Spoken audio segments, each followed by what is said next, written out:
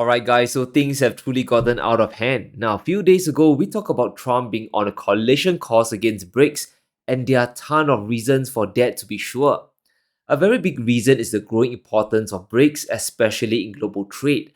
The bloc is a really big threat, not just today, but in the years to come. In the next decade, things will look very different. Now, BRICS plus countries account for 54% of the world population, and that's a treasure trove of economic growth just waiting to explode. Think of the middle class growing there. In GDP power parity, BRICS accounts for 43% of the global total, and that is an insane metric. And if you were in Trump's position, it's mission critical to stop BRICS right here, right now. Now, how Trump approaches this is very predictable. He loves to bully countries that still rely on the US market and still have ambitions to grow business there. Now, China is more or less immune to US economic warfare, but India, as we all know, is trying to play both sides here. So Trump is weaponizing their intention to sell goods into the US market. It's not very complex, but it's still very brutal. Now, Trump has promised to hike the tariff hit on India over the next 24 hours. And this sounds like a grand threat, but in all seriousness, it will be US consumers that ultimately get punished more than anything else. So, how high will the rate go? The baseline for India is 25%, so will it double to hit 50% or more? India exports a lot of pharmaceuticals and electronics to the US, so prices are going to hit higher there. But let's not forget that India has a very big gemstones, diamond, and luxury rock market, almost $10 billion worth. And if Trump really slaps a 50% tariff or more, these exports could collapse in a very nasty way. Because we have to get real here, right? These aren't exactly non discretionary products. However, we need to understand the blowback effects of this. The US has made a fatal error of already driving Russia and China closer together with the sanctions war. Well, Trump is going to make another big mistake. If he decides to cut away American demand for Indian gems, he's going to drive India closer to Beijing. Looking at the world's biggest demand for diamonds, the US stands at around $24 billion, the biggest in the world. But China and Hong Kong combined, their appetite for polished diamonds is even more than the US. So if Trump decides to hammer India, where do you think supply will head to? Maybe some will go to Europe, maybe some to Dubai, but a big amount will flow to Chinese consumers. Now, the diamond market sounds very minor, but it's a great example of how US trade policy is so short sighted. Now, when you tinker with something here, you create a very dangerous ripple effect. And let's get real, will this destroy Russia's economy? And we gotta get real here, will this destroy Russia's economy? Will punishing India or BRICS get the outcome that Trump wants? Don't get this twisted, he wants to knock down two birds with one stone to cripple Russian revenue so that the war machine magically stops, and for BRICS to buy more expensive energy, which means US oil and gas. But Trump is contradicting the previous administration's plan of the oil price cap. The plan was to still get Russian oil flowing to prevent a spike in prices. So, like, once you get there, we kind of got past the ability of saying, oh, just follow America, you have to do exactly as we do. And we take the smaller victories. Like, actually, they bought Russian oil because we wanted somebody to buy Russian oil at a price cap. That was not a violation or anything. It was actually the design of the policy, because as a commodity, we didn't want oil prices going up. And they fulfilled that. During G20, they were able to take Russia to the side and say, take or leave this statement, which was critical about Ukraine. It just took the word Russia out, but it was very clear. And we were able to deliver Europe. They were able to deliver Russia. That boxed in China. And it showed, again, this multiplicative relationship when we get. And let's assume that India falls. I don't believe that it will, but let's say they do, it won't be the end. It won't end the way Trump believes that it will. This move will strengthen BRICS because the core economy, which is China, gets even more affordable energy. Doesn't matter the type of energy being sold, China is just next door, they are neighbors to Russia, which means there are many ways to get fuels into the mainland. For natural gas, there's the Power of Siberia pipeline that swings east, connecting directly to the Chinese market. Plus, the Power of Siberia 2 will most definitely get activated if things escalate. And this will cut through Mongolia and provide China with additional 50 billion cubic meters a year worth of gas. And yes, the volume will definitely be sold at a very nice discount. And here's the contradiction that Trump isn't saying. Does it weaken Russian revenues directly? Perhaps in the short term it would, but it strengthens the industrial base of BRICS. It actually works against his tariff war. China will export deflation to BRICS, and the world, even India, will be forced to buy Chinese inputs to make their finished products. It's the same end result for the US. More business will be lost to the global majority, except Chinese industries will win directly. Now, in March, China's imports of Russian oil started to rebound because the discounts are back. 50 cents a barrel off the benchmark doesn't sound like much, but it still brings costs down. So imagine what happens if India chooses to cave to Trump. Two things will happen, almost guaranteed to happen. The discount to China will deepen, maybe even hit 5 or 10% if things get severe enough. As a result, China will boost their imports from Russia like no tomorrow. Beijing will stockpile the oil even if their refineries are at maximum capacity. Plus, China is the biggest network of oil refineries in the world. So there's no such thing as volume overcapacity there.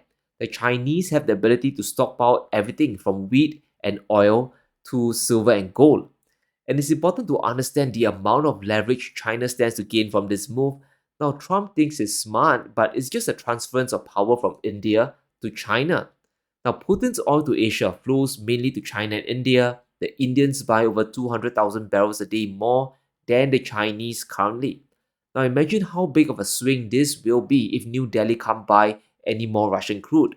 Suddenly, the Chinese will have the option to buy over 2 million barrels a day at their fingertips. Think of all the industries that will benefit from this. Energy prices will drop by huge margin in China. And not just that, many connected industries like fertilizers and even plastics will benefit. So now G7 countries will be forced to trade more with China.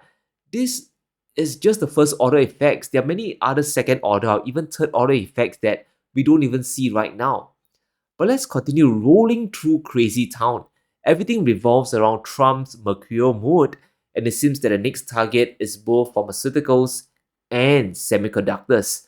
So if you're planning for medicine prices to normalize, you can probably forget about it. Prices for gadgets in the US are about to hit higher and higher, and the real victim of this trade war are the US consumers themselves. The real victim is the US standard of living. Donald Trump now wants to impose new tariffs here in a week or so. The pharmaceutical tariffs will hit 150 and then 250%. The idea is to make medicine in the US, but this just gives the companies an excuse to jack prices even higher. They can always raise prices up by 50% or even 100% and still claim it's lower than Trump's tariff rate. Just because it's made locally in the US doesn't mean it will be much cheaper than imports. But look at the destruction in the global chip market. The king of the world wants to disrupt an industry that generates $700 billion in annual sales. The big question everyone has is why? Now, of course, a big part is to consolidate critical industries to the US. Now, the fantasy is to build more TSMC plants in the Arizona desert to lure or to force companies like Samsung to build a chip factory in a very arid place. The bigger incentive is to transfer semiconductor technology to the US so that China eventually can't send their orders to Taiwan or maybe even get high tech products from Korea. And it all stems from a big fear of China catching up. And that's why Trump has gone off the deep end, and his weapon of choice are tariffs. Now, in 2024, Chinese M&A deals in semiconductors exploded up, no surprise here. Consolidation started to happen when Biden escalated his chip war, and in 2025, this year, we are on track to hit nearly 50 deals this year. And this chart is supremely important. It tells us China is building a unified, self sufficient supply chain in semiconductors, meaning eventually all the materials and equipment needed to build AI chips can be done in house within the country. And if you think things are bad enough, let's have an update on the state of US tourism. I think by now we all know it's a mess. People are not traveling to the States for a variety of reasons. Now, we have people really angry about US overreach and the tariffs. Those are valid reasons. Now, for others, it's just too expensive. And not to mention all the horror stories going on the border, on the checkpoints to the tourists.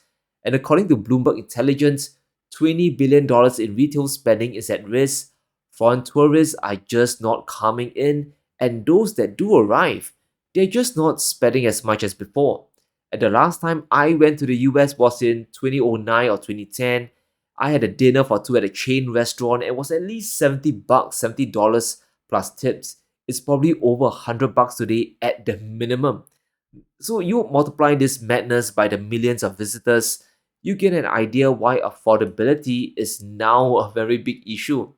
Can you even afford to go there and have a good time during a tariff war? And it gets even more hilarious when we look at the type of tourists coming into the US and how much they spend, because it reveals a lot about how misguided this trade war really is.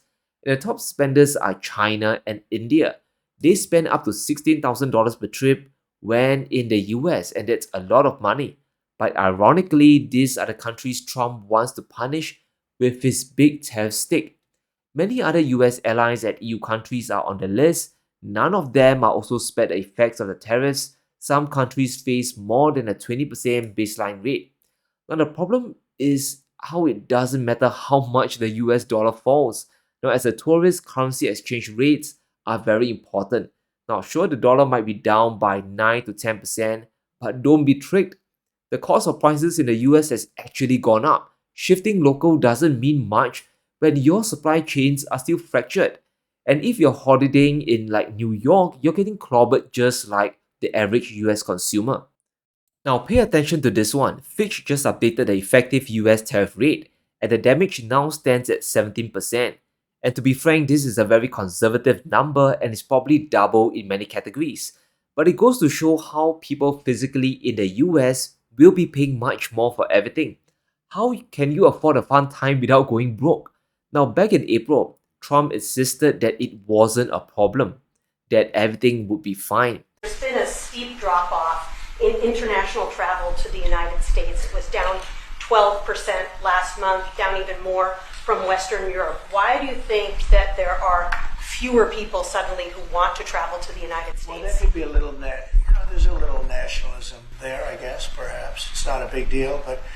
So could things get even crazier? Well, it just did. Imagine paying for the privilege to enter the US.